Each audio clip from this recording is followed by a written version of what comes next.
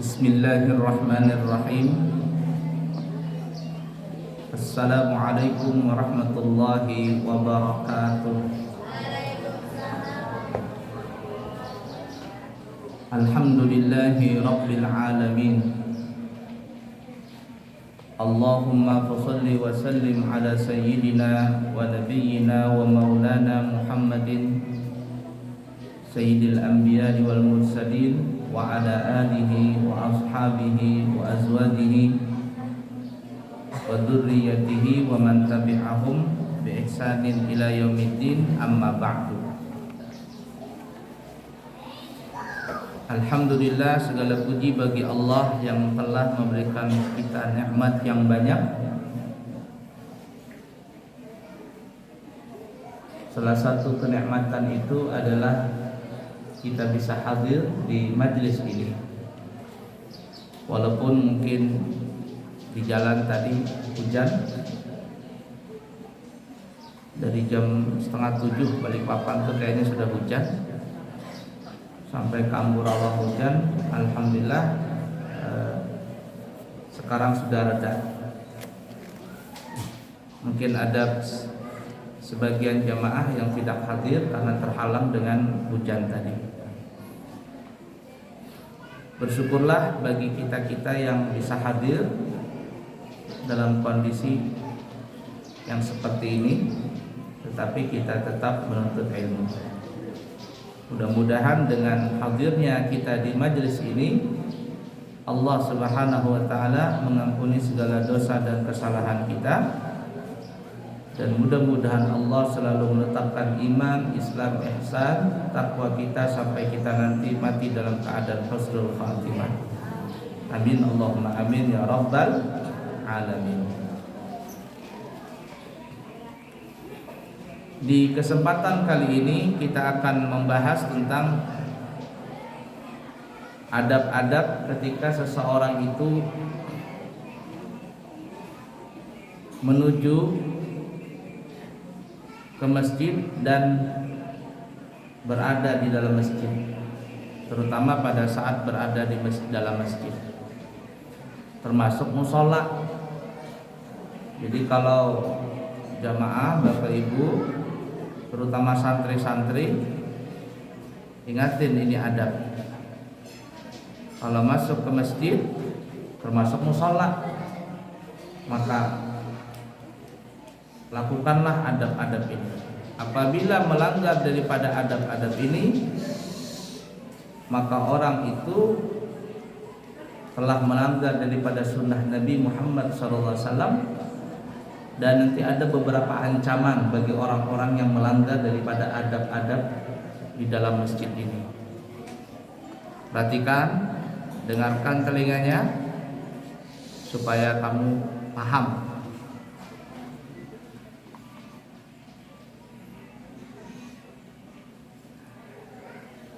Di antara adab-adab ketika menuju ke masjid adalah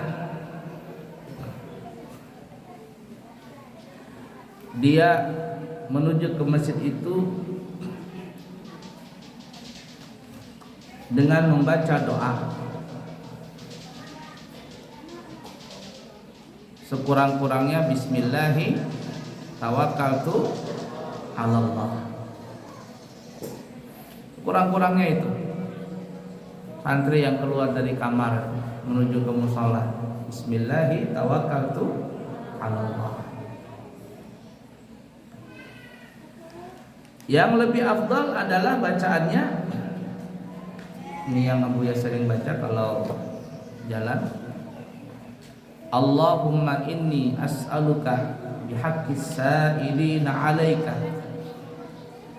wa bihaqqir raghibina ilaika wa bihaqqi man syaya hadza ilaika fa inni lam akhruj asharan wala batara wala riya'an wala sum'atan bal kharajtu ittiqa'a sakhatika wa ibtigha'a mardatika fa as'aluka Allahumma an tuqidani minan nar wa an taghfira li dunubi fa innahu la yaghfiru dzunuba illa anta.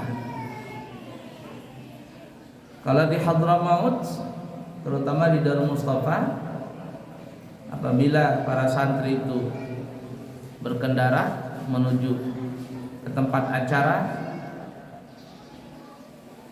atau tempat-tempat maulid yang diadakan di masjid, maka para mahasiswa Darul Mustafa ketika berada di dalam mobil selalu membaca ini. Doanya sangat bagus kalau yang mengerti tentang artinya. Tapi walaupun kita tidak mengerti dengan arti doa ini, sebaiknya dihafal. Dihafal. Apa doanya? Allahumma ya Allah. Ikutin. Allahumma ya Allah. Inni as'aluka. Sesungguhnya aku meminta kepadamu bihaqqis sa'ilina alaika, dengan sebenar-benarnya orang-orang yang meminta alaika, ke atasmu, wa bihaqqi ar-raghibina ilaika, dan dengan sebenar-benarnya orang yang mengharapkan rahmat kepadamu, wa bihaqqi man syaya mamsyaya hada ilaika, dan dengan sebenar-benarnya perjalananku ini kepadamu, fa inni lam akhruj asyaran wala bataran, karena sesungguhnya aku tidak keluar untuk berbuat jahat dan juga tidak keluar untuk berbuat keburukan. Wala riya'an, angkat suaranya, wala riya'an wala sum'atan, dan aku juga keluar bukan karena riya dan bukan karena juga mencari perhatian. Caper.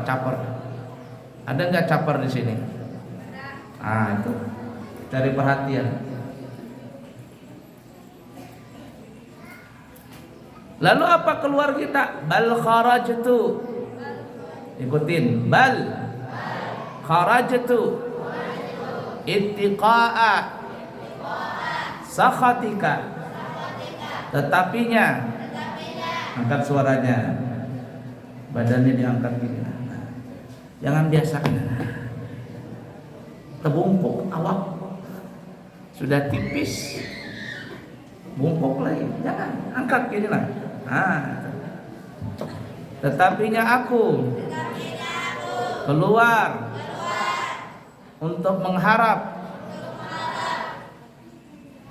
berjauh dari mukamu, murkamu, wabtigha'a, dan mengharap mardhatika, keridhaanmu. Fa as'aluka Allahumma an tunkidani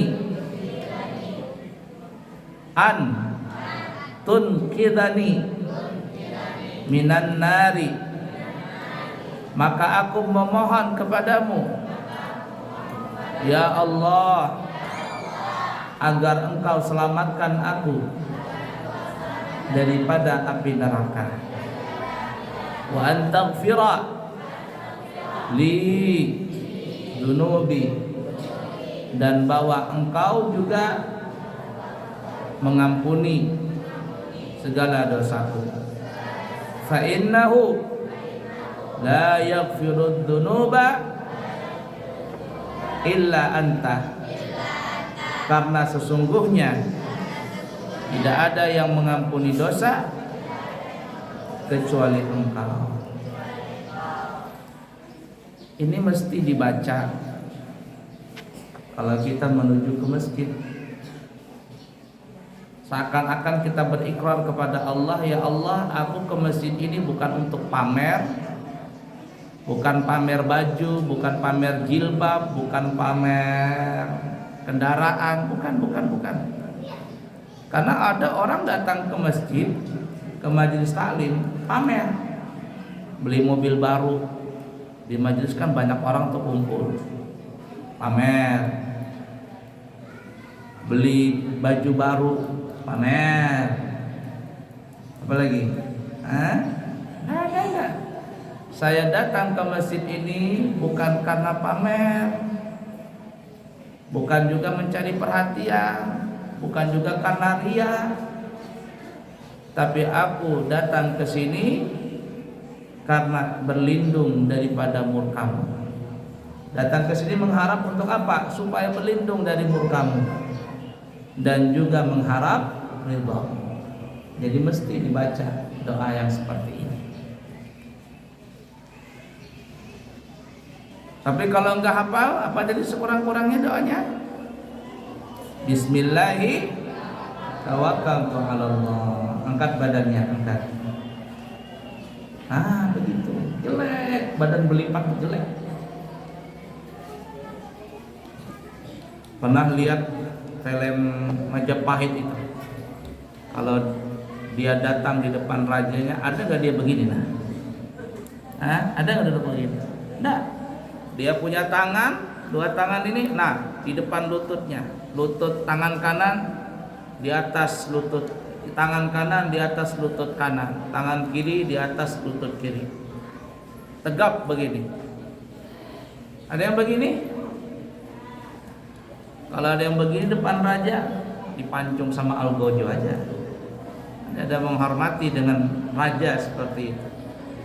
Kalian di sini menghadap dengan Allah Ta'ala, menghadap dengan ilmu. Tidak pantas kalau belajar terlipat badan, angkat. Belum Tuhan sudah memungkuk. Bagaimana kalau Tuhan nanti? Angkat badan tadi. Sudah dipaham? Itu sekurang-kurangnya. Bismillahi tawakkaltu 'alallah. Yang bagus tadi yang panjang. Orang bahari itu kalau dia mau melangkah itu, kaki kanan Bismillah, kaki kiri Ar-Rahman, kaki kanan lagi Ar-Rahim. Itu diawali dengan Bismillah. Bismillahirrahmanirrahim. Itu bagusnya. Apalagi kalau perjalanan jauh. Umpama mau menuju ke Mekah, belum bisa anak sudah terlipat awak, angkat badan, biasakan terlipat, angkat begini. Begitu.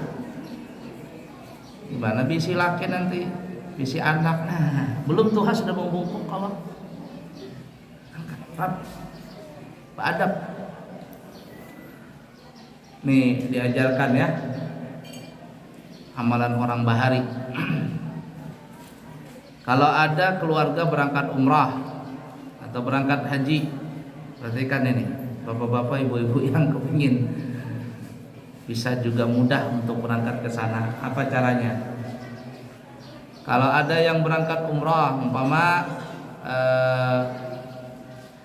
saudaranya atau suami dulu berangkat umpama. Maka sebelum berangkat berpelukan dulu suami ini sama siapa yang dia sukai. Kalau dia punya istri, istrinya umpama.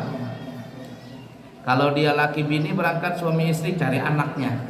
Kalau nggak punya anak, cari siapa yang dia kepingin orang itu juga berangkat umrah atau berangkat haji. Cari dulu. Nah, berpelukan begini nah. Beragap. Beragap. Kalau suami istri cari anaknya. Beragap begini. Lalu yang berangkat ini bilang, umpama suami dengan anak laki-lakinya, bapaknya bilang, asyhadu alla ilaha illallah. Si suami ini, si bapak ini bilang seperti itu. Anaknya jangan jawab, jangan disambung tuh. Dalam hati aja sambung, asyhadu anna Muhammadan Rasulullah. Jangan disambung dulu. Yang mama umpama dengan anak putri perempuannya, yang mana dia kepingin nanti anaknya berangkat umrah juga. Nah, pelukan begitu, kata mamanya, asyhadu an la ilaha illallah. Stop di situ. Berangkat sudah. Kaki kanan bismillah, kaki kiri ar-Rahman, kaki kanan lagi ar-Rahim. Jalan. Insya Allah nang berangkat ini bukan hanya umroh ya. Nah, kemana kah itu yang suaminya pergi ke mana ngaran itu? Begawi kemana, ke hutan, ke tengah laut, kemana itu? Supaya selamat nih. Dia insya Allah kada bakalan mati itu. Insya Allah nih, kada bakalan mati. Yang mengucapkan asyhadu alla ilaha illallah, yang pelukan ya, kada bakalan mati ini berdua ini. Insya Allah itu. Tapi semuanya kembali kepada Allah, itu cuman amalan orang bahari. Nanti setelah kembali nih yang berangkat umrah ini, yang pertama kali dia cari anaknya. Kalau dia bapaknya tadi siapa yang dia ragap? Anaknya. Dia cari anaknya itu. Jangan cari orang lain, jangan bersalaman sama orang lain. Nih bapak nih pulang dari umrah, dari haji, turun dari pesawat, dari bandara, umpama cari anaknya, jangan beragapan sama yang lain. Nggak mau aku beragapan. Cari anaknya tadi, ragap. Setelah beragap, kepalukan, sambung nak. Sambung. Wa asyhadu anna Muhammadan Rasulullah. Sampuk dia syahadat tadi, makanya disebut syahadatain. Bukan syahadat saja, tapi syahadatain. Lihati saja nih. Nggak lama si anak ini berangkat umrah tuh. Paham kira-kira? Ya, itu. Bersampuk dia syahadat itu.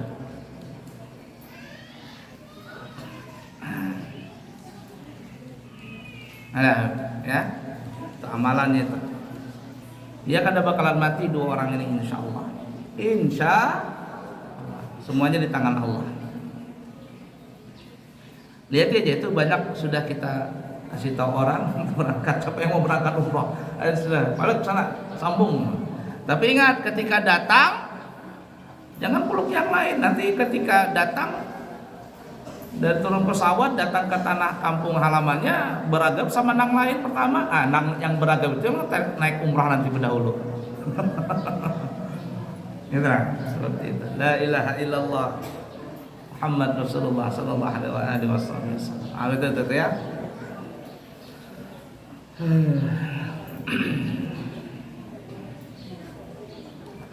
Kemudian adabnya lagi, perhatikan terutama santri ini, angkat badannya, jangan melipat. Sifat jelek melipat badan tuh jelek. Gini lah, tangan tuh taruh sini. Nah, Abuya tuh mulai bahari tuh ya, mulai belajar sama Abuya Sarwani. Nah, duduk begini depan guru. Tangan kanan di atas lutut kanan, tangan kiri di atas lutut kiri. Nah, tegang begini, tegak.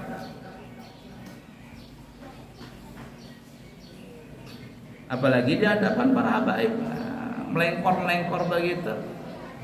This lebih baik. Depan tentara tuh, siapa yang mau jadi tentara? Ini ada santri mau lulus nanti, Buya Ulun mau daftar jadi tentara. Jadi tentara nanti daftarnya tentara, ketika dites nanti ya. Kata komandan ini nggak jadi tentara, ini belum menembak sudah ditembak duluan sama musuh.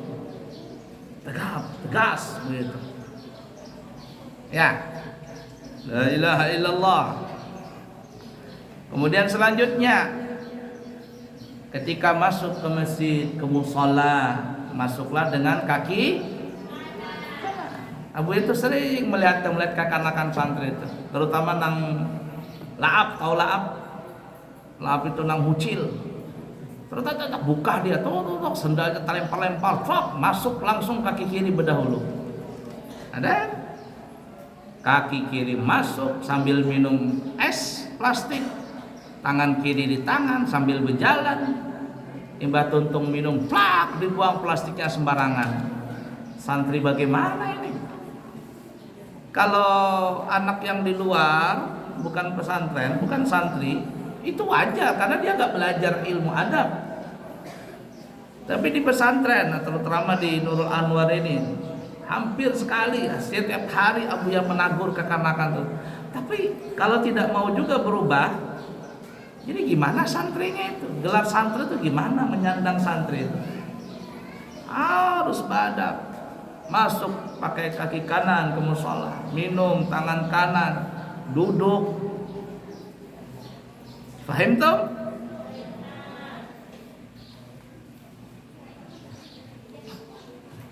Wah, kemudian ketika masuk ke masjid niat i'tikaf. Bahkan para ulama niat i'tikaf itu kan sunnah, tapi ditingkatkan derajatnya menjadi wajib supaya mendapatkan pahala wajib. Gimana caranya supaya mendapatkan pahala wajib? Niat bernadar. Jadi ketika kita sudah masuk masjid, ya, kaki kanan langsung berniat, depan pintu tuh langsung masuk, berdiam sudah situ niat, aku niat nadar i'tikaf di masjid selama aku berada di sini. Aku niat nadar i'tikaf selama aku berada di masjid ini. Itu kata ulama tadi seperti itu. Ketika ada kalimat nadar, maka pahala i'tikaf tadi yang tadi asalnya sunnah naik derajatnya menjadi pahala wajib. Itu sangat penting supaya kita mendapatkan pahalanya lebih besar daripada pahala sunnah.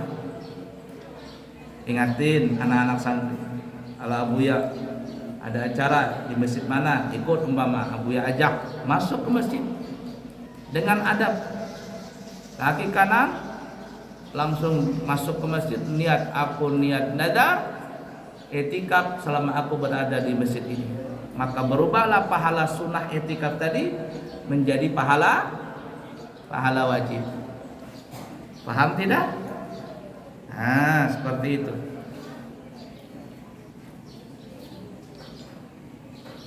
La ilaha illallah. Setelah masuk masjid, maksudnya kemudian jangan lupa membaca doa diiringi pada saat masuk masjid kaki kanan tadi. Apa doanya? Yang pendek saja. Kalau yang panjang boleh. Apa doanya? Bismillahirrahmanirrahim. Allahumma salli ala sayyidina Muhammad wa ala ali sayyidina Muhammad. Allahumma ighfirli dunubi waftahli abwaba rahmatik. Allahumma ighfirli dunubi waftahli abwaba. Santri kalau nggak hafal ini, la ilaha illallah, ya opo iki santri seperti ini nggak hafal doa.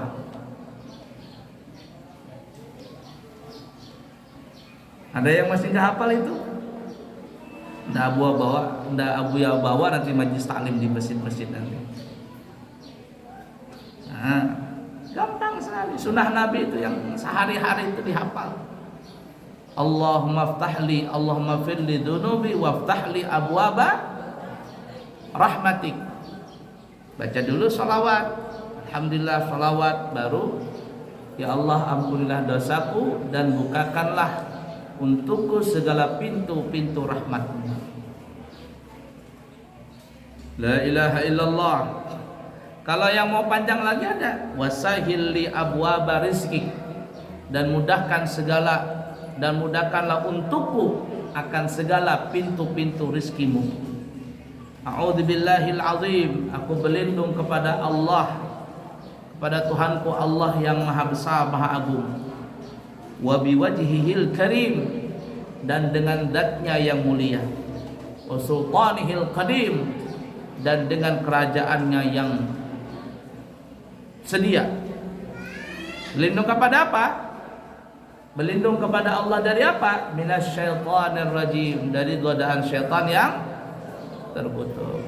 Kalau orang baca ini ketika masuk masjid gak diganggu syaitan.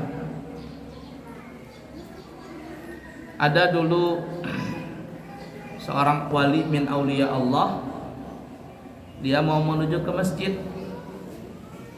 lalu dia bisa ngelihat setan. Ada setan. Setan ini membawa 2 bungkus kresek, ompe lah bahasa kitanya. Kata ulama ini, kata wali ini, setan, ngapain itu? Apa di kantong itu? Kata setan ini, aku membawa kresek yang pertama ini diisi tepung. Tahu tepung? Tepung, gelapung. Dan kresek yang kedua ada berisi paku. Satunya berisi tepung, kompe satunya berisi gelapung. Untuk apa itu? Kata syaitan ini, aku akan masuk tuh ke majelis taklim tuh. Masuk ke tempat majelis, masuk ke masjid-masjid. Jangan dipikir ya santri, kalau di masjid itu nggak ada setannya, paling banyak setan di masjid itu. Terus ngapain masuk masjid? Nah, apabila ada orang masuk masjid, apabila ada santri yang belajar, masuk halaga, masuk majelis taklim, maka akan kutaburi paku di tempat duduknya. Ini paku picik, paku payung, paku beton. Kutaburi di tempat duduknya. Lalu apa yang terjadi? Orang yang duduk di situ, santri yang duduk di situ gelisah. Nggak bisa tahan duduk dia. Ada nggak santri begitu? Ada. Banyak nggak? Banyak. Jadi yang gelisah-gelisah gelisah-gelisah itu kena pakunya setan itu. Kalau dia kesakitan, maka dia nggak tahan duduk situ, keluarlah dia dari majelis itu. Jadi ada santri yang keluar dari tempat majelis taklim, itu kena paku itu. Pantatnya kena paku, pas pakunya kena bisulnya, pecah bisulnya.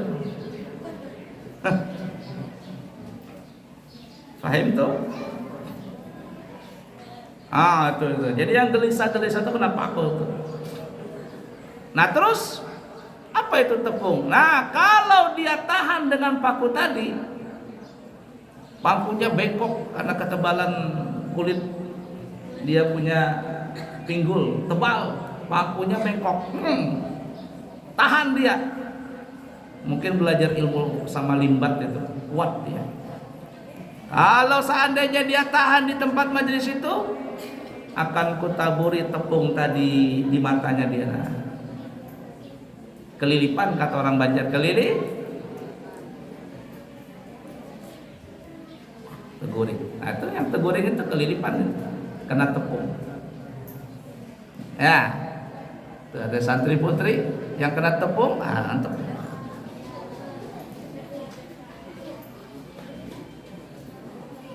Faham tuh? Jadi jangan lupa itu ya, baca doa. Kemudian apa lagi? Setelah itu adab-adabnya adalah kalau seandainya membawa HP ini, handphone. Ini yang terbaru ya adabnya. Maka HP-nya itu silent. Tuh. Dikecilkan suaranya atau dimatikan sekalian. Jangan dibuka pas orang pengajian atau sholat berbunyi dia.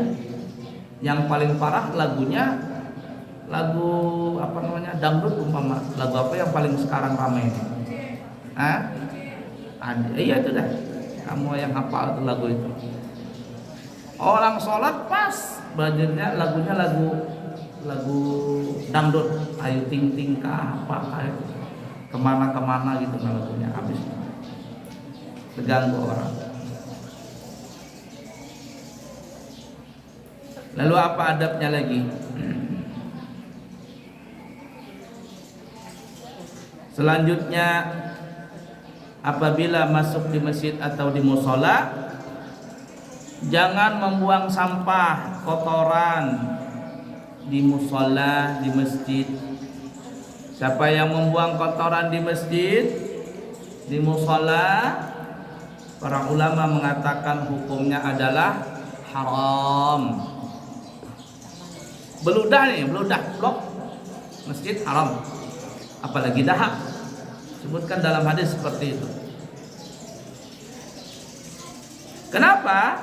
Karena masjid zaman dulu, zaman Rasulullah tuh ada belantai kayak kita, masjidnya ada apa ya? Tanah langsung.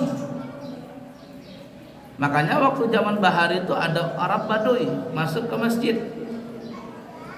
Tiba-tiba si Arab Baduy ini hendak bekami, mau buang air kecil, lari dia ke belakang masjid situ, di dalam masjid tapi di pojokan sana membuka selawar, cerat bekami.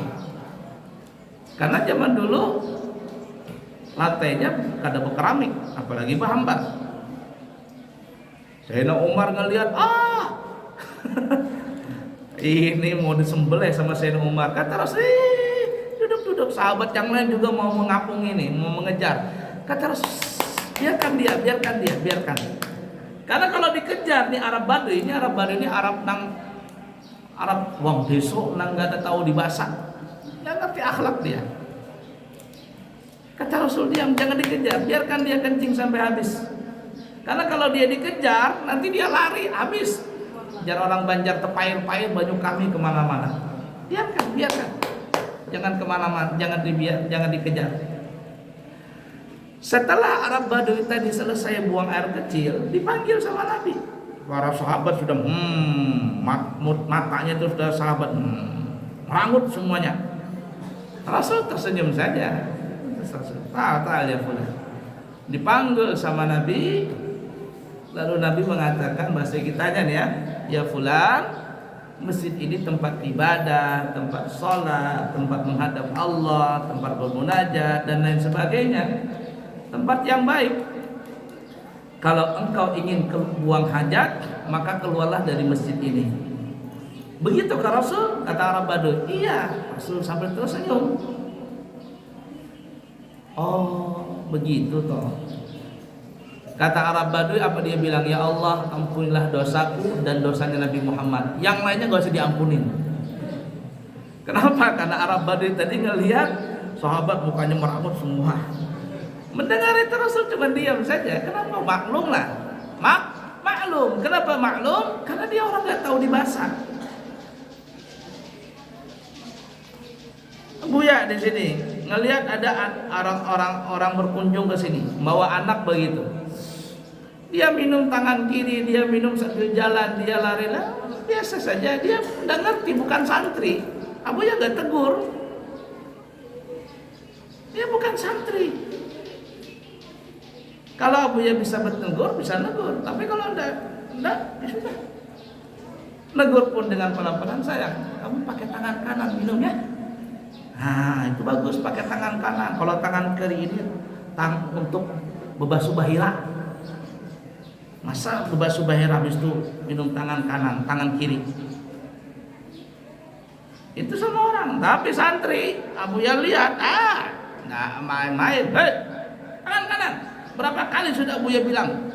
Biar orang banyak bebuian, mulut sudah dipadahi. Ada paham-paham juga. Kenapa bisa tegas? Karena santri.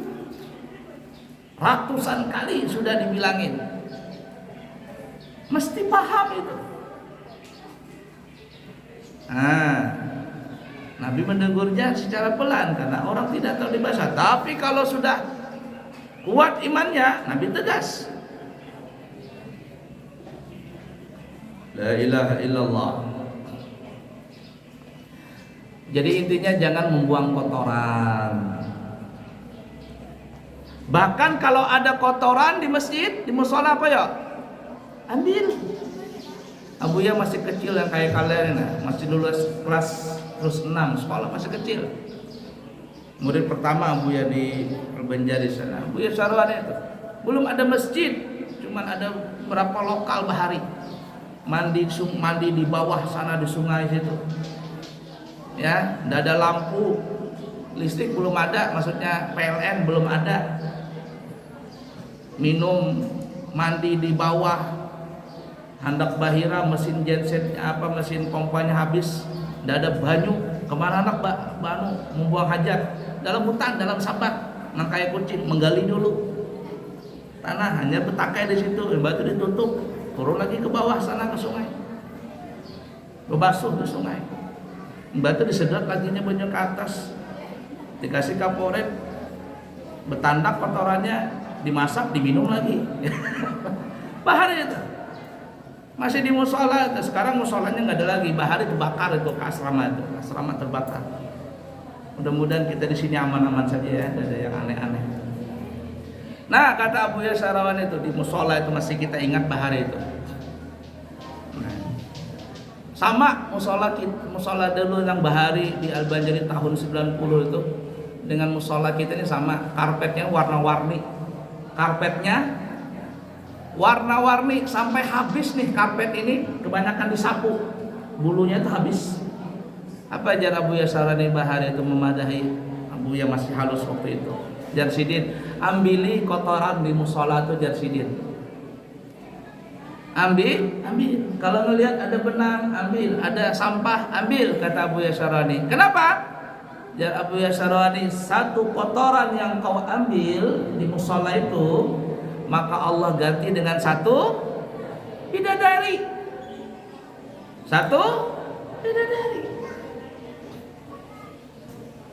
Nah, bayangkan kalau seandainya santri membersihkan musola. Kalau bebinian Pak membersihkan musola, dapat ke bidadara. Kalau dia belum belaki, meninggal, dapat bidadara di sana mungkin.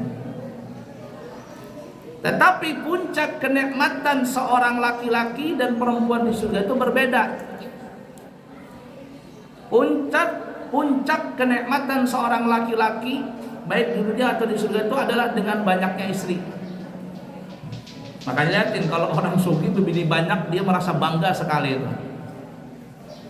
Itu sifat laki-laki. Makanya Allah berikan di surga itu laki-laki banyak mendapatkan bidadari. Tapi puncaknya seorang perempuan, puncak kesenangan seorang perempuan itu bukan di laki-laki. Di mana? Di perhiasan. Perempuan itu bisa saja kada belaki, tapi dia pamer dengan emasnya yang sampai ke siku, kalungnya yang bisa bertiga rangkap, bajunya yang glowing, muha yang bajunya yang glowing, bajunya yang gemerlap, muha yang glowing. Dia di situ. Puncak kesenangan wanita di situ. Dia bangga dengan pamernya itu, memamerkan keindahan apa yang dia pakai. Allah tahu perasaan perempuan itu. Makanya kata para ulama, puncak kesenangan seorang laki-laki di surga itu adalah di bidadari. Tapi puncak kesenangan seorang perempuan di surga itu adalah di perhiasan. Makanya Allah berikan perhiasan sangat luar biasa perempuan itu. Dijadikan ratu dari segala ratu. Nah, jadi semakin banyak santri putri menyapu musola, maka Allah akan berikan perhiasan yang banyak sekali di surga. Rumah di surga tidak ada lagi rumah beton seperti ini, tidak ada rumah beton, tidak ada rumah kayu. Rumah terbuat dari berlian, dindingnya emas, hendak mau apa? Bangkunya mutiara. Subhanallah, itu tuh begitu tuh. Mudahan beratan masuk surga. Amin ya rabbal. Nah, ingatin anak-anak, jangan buang sampah di musola sana. Makanya Abuya kalau kontrol tuh, lagi belajar tuh, terkadang bungkus es krim lah, bungkus plastik es lah, Abuya ambil. Sampah, ambil. Jangan dibiarkan. Fahim toh? Yang kedelapan, perhatikan ini. Terutama yang pedagang nih. Jangan mengadakan akad jual beli di dalam masjid. Di dalam masjid. Kalau di luarnya di halaman nggak apa-apa. Nggak boleh. Bahkan disebutkan kalau seandainya ada orang yang jual beli di dalam masjid, apa kata Nabi? Doakanlah kepada orang itu. Apa doanya? La arbahallahu tijarataka. Allah tidak akan memberikan keberkahan, tidak memberikan untung dalam daganganmu. Artinya orang yang berdagang di masjid, di dalam masjid, nah ini kena ini kena tepung nih. Nah, kena tepung. Nah, itu kena tepungnya. Orang yang jual beli di dalam masjid, apa kata ulama? Dia nggak ada berkahnya. Jadi jangan jualan di dalam masjid. Imbah tuntungan majelis taklim umpama ibu-ibu menjual jilbab kapakan situ, nggak boleh. Akad jual belinya nggak boleh dalam masjid. Lihat di Banjarpia kalau orang belelang saprah amal, hendak membangun ini bangun itu, biasanya orang bersaprah amal tuh nggak mau di dalam masjid, dibikin tenda di luar, bikin panggung di situ orang bersaprah amal, lelang wadai apakah begitu, makanan apakah, mulah bolu umpama modalnya cuman 50.000 tapi dijual bisa sampai 500.000. Untuk apa? Saprah amal. Semuanya di luar itu, tidak ada dalam masjid. Nah ini perhatikan. Yang ke-9, duduk di dalam masjid dengan menggunakan adab. Duduk di masjid beradab. Abu ya paling gak suka kalau duduk bekangkang tuh. Nah, tahu bekangkang? Nah, itu contohnya begini. Nah, ini tapi masih halus dia. Siapakah nama bikin virus itu? Bekangkang, nggak laki, nggak beda putra, nggak putri. Siapa kata Bu yang bikin virus penyakit itu? Adab duduk, menghadap kiblat. Ya, sering kan Abu ya bilang seperti itu. Sering. Duduknya pakai adab. Nanti akan sampai lebih jelas. Jangan berhunjur kaki ke arah kiblat, jangan. Apalagi atau pengarahnya itu duduk duduk bedangkak apa aja orang Banjar itu, orang kaya bahira. Tadi ada santri putri duduk bedangkak. Kata Bu ya duduk begitu kalau tuh pahira keceret. Nah bagus. Laki-laki yang senang banget santri putra. Siapa yang bikin virus?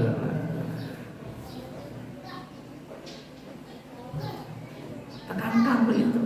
Tidak boleh. Golil adab. Kurang adab kalau bahasa Indonesia. Kurang ajar itu. Golil adab itu kurang ajar. Tidak bagus sekali adab begitu. Apalagi nanti di depan para ulama. Lihat, kita belajar ta'limul muta'allim itu pernah dibahas. Kitab gak boleh dibawa daripada paha. Kemarin tuh lihat tuh. Orang bahari menaruh kitab di mana taruhnya? Di atas paha. Di atas paha yang lebih tinggi daripada paha. Nah, menaruh kitab bersusun rapi, tidak terpaling handut sana begini. Tapi itu adab, dan itu salah satu memudahkan seseorang untuk mendapatkan ilmu. La ilaha illallah. Apalagi kitab di sana kakinya selonjoran menghadap ke arah kitab. Parah banget tuh adab tuh. Parah banget tuh menghadap adab tuh. Selesai belajar pakai tangan kiri. Nah, bawahnya begini nah. Nanti sudah selesai dilemparnya pakai tangan kiri. Blung. Anak nang seperti ini, lihat dia aja, nggak bakalan jadi ulama. Biar bertahun-tahun dia belajar. Kenapa? Kualat sama kitab, kualat sama ilmu. Penting, adab itu sangat penting sekali dijaga.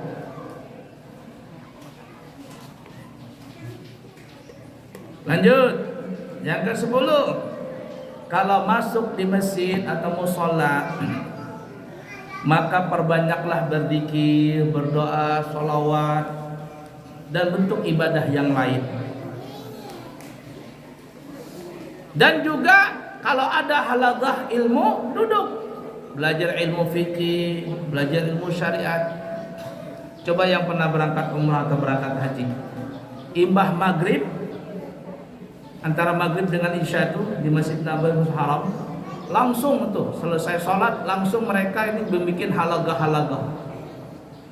Syekhnya duduk di atas kursi ngajar, syekhnya tadi jamaah duduk di depan ini belajar. Itu di Mekah, Madinah. Begitu juga di Hadramaut, di Mesir sama. Halaqah sana, halaqah sini, ada yang belajar fikih, ada yang belajar tafsir, ada yang belajar hadis, ada yang belajar macam-macam. Bahkan di Madinah, di Mekah itu, kalau sudah musim haji atau musim umrah, didatangkan guru yang bahasa Indonesia. Jadi ceramahnya bahasa Indonesia, yang dengar orang Indonesia. Kalau sudah musim haji itu, mereka duduk dengarkan dengan seksama.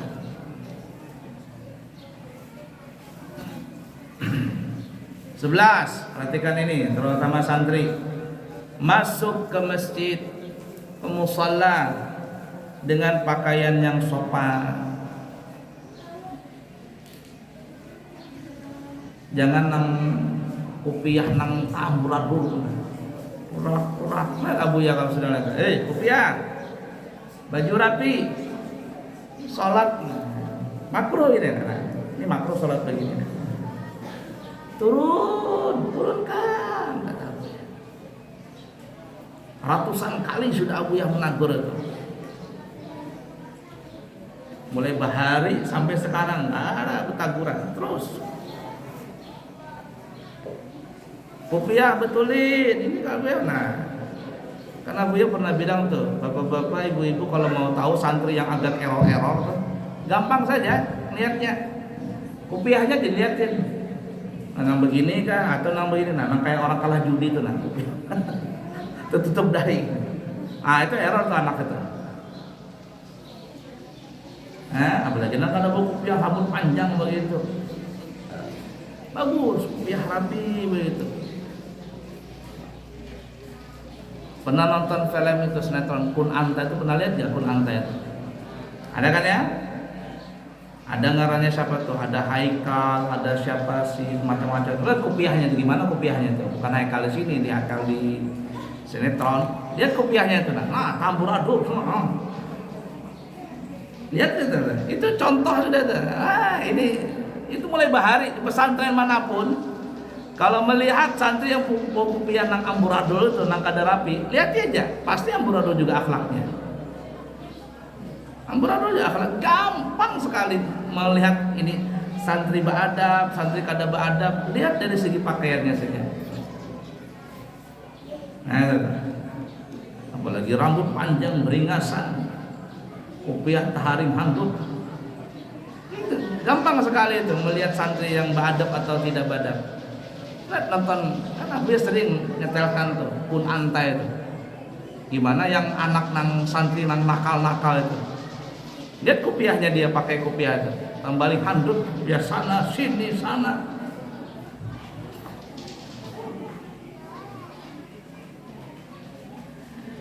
Dan bagi yang perempuan, jangan memakai pakaian yang ketat. Abu Yah sering bilang, atau pakaian yang terlalu kalau pakai nang renggang tapi pakai ini pas panjang. Sering bilang, tangan aurat. Kadang pakai mukena, tangan diangkatnya begini aurat nih, bagi perempuan nih aurat nih. Yang ada. Atau pakai jilbab, sekarang tahu kayaknya tidak ada lagi ya, masih ada kan? Nah, pakai jilbab. Nah, leher, kelihatan depan Abuya. Makanya Abuya tidak boleh lagi pakai jilbab yang seperti itu. Nah, peniti.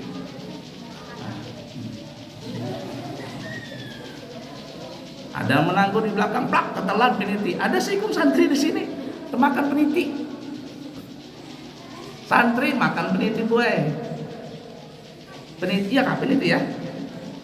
Dicari dalam anunya, tidak ada. Mungkin kemanakah penitinya itu hilang? Awaknya ganal bang. Jadi penitinya termakan ke dalam perut, hilang penitinya itu. Awaknya ganal, jadi hilang penitinya. Masuk dalam parut. Jadi, nah itu santri putri. Nah tangkap ini. Makanya Buya sering terus lihat nih pakai apa namanya? Pengaranya yang sini. Handstop kah pengaranya? Terus itu. Belajar sekarang. Bagaimana kalau ke hadrat maut itu? Udah boleh kelihatan. Jangankan tangan, mata aja kada boleh kelihatan. La ilaha illallah. Ada waktu dikit lagi ya. Selanjutnya, nah ini nih yang Buya tadi bilang, tidak memanjangkan kaki, tidak selonjoran kaki ke arah kiblat atau ke arah Al-Qur'an atau ke arah kitab. Nah, selonjoran begitu. Duduk selonjoran tapi mengarah ke arah kiblat. Apalagi peti harap. Peti harap. Nah, Buya sangat siapa peti harap itu? Biar Abuya di balik papan. Biar CCTV-nya nih. Nih Bu, CCTV-nya Bu, biar saya di Jakarta, di Mekah, di mana kan, nah, bisa ngeliat tuh. Atur, siapa tiara itu? CCTV itu dia berputar di situ nanti itu. Kalau nggak bisa tagur, direkam, kirim ke ustadznya. Coba pang guru ustadznya nih tagur ke kanakan ini biar dimanapun Abuya kontrak. CCTV di bawah tuh ada semuanya. Di portal ada, di asrama putra ada, asrama putri ada. Kalau asrama putri Umah yang pegang. Di dapur putra ada. Merekam itu semuanya. Kelihatan. Nah, tidak boleh selonjoran kaki ke arah kiblat. Ya. Atau ke arah kitab, apalagi ke Quran. La ilaha illallah. Lanjut, perhatikan nih santri ini, banyak santri yang salah ini nih. Selanjutnya, tidak boleh berjalan di hadapan orang yang sholat. Orang lagi sholat nggak boleh dilewatin. Hukumnya haram. Nanti sampai tuh bab Riyadhus Shalihin tuh, kitab Riyadhus Shalihin. Ya, apa ini?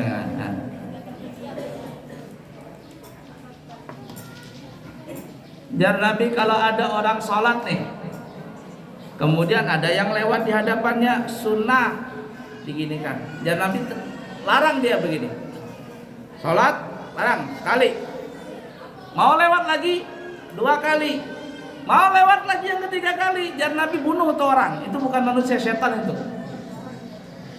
Ini bukan berarti Nabi menyuruh bunuh, artinya itu larangan keras. Jangan mentang-mentang dengan hadis ini kemudian ada sekali tagur masuk mau lewat, yang kedua tagur masuk, ketiga dibunuh, masuk penjara kamu. Bukan begitu maksud hadisnya, artinya larangan keras nih. Ini bungul nih orang nih berarti. Sekali sudah dilarang masih aja. 2 kali dilarang masih aja, 3 kali. Berarti ini kata Nabi setan ini.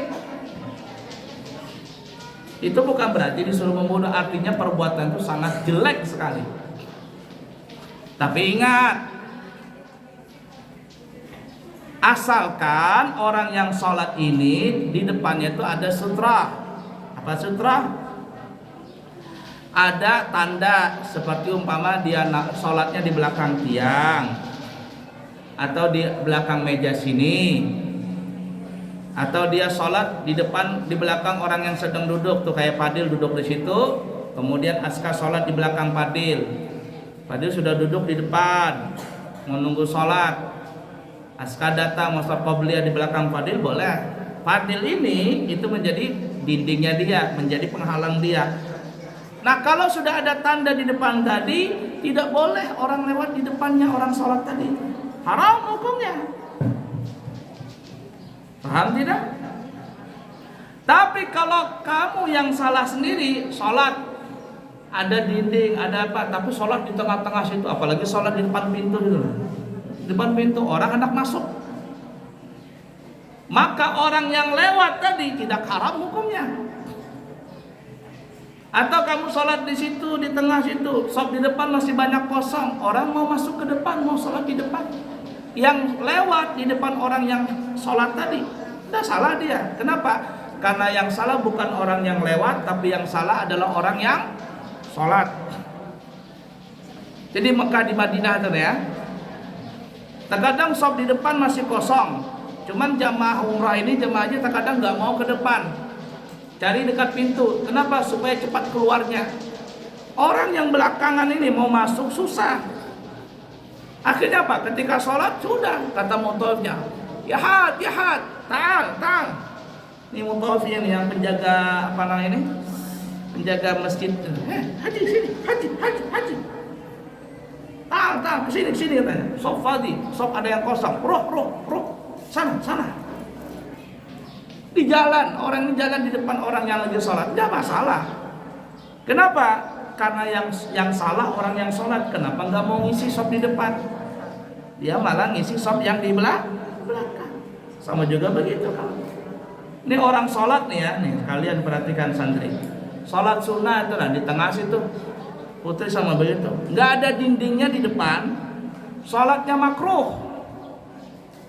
Walaupun nggak ada yang lewat, manusia nggak ada yang lewat, tapi syaitan yang halu lalang di situ, makruh hukumnya.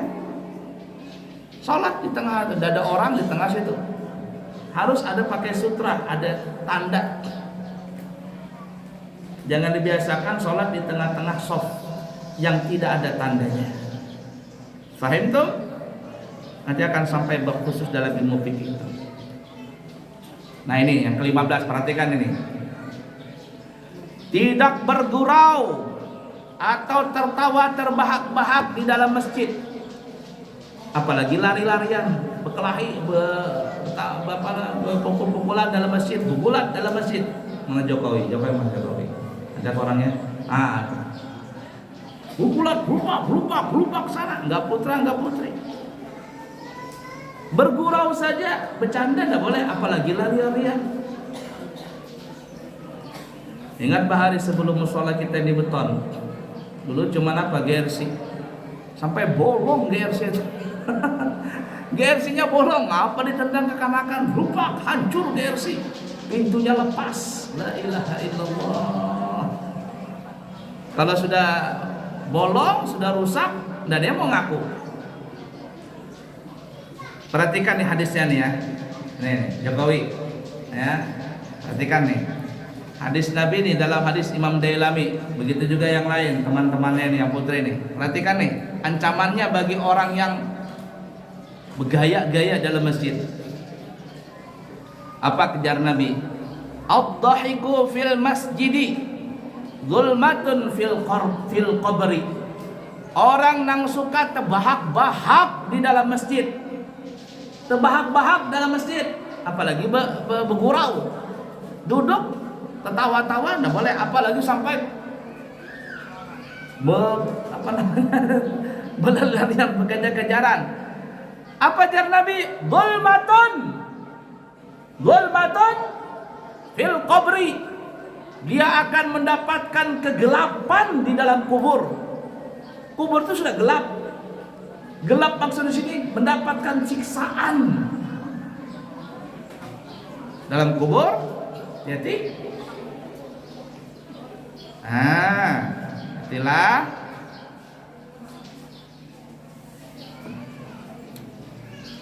la ilaha illallah. Banyak lagi kisahnya ini.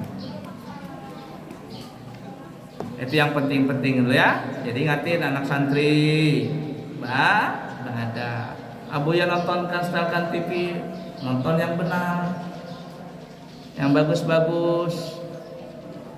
Kalau nonton malam jangan bertengah malaman, akhirnya subuhnya susah bangun. Ya, wallahu a'lam bishawab. Insyaallah nanti kita sambung lagi. Alhamdulillahirabbil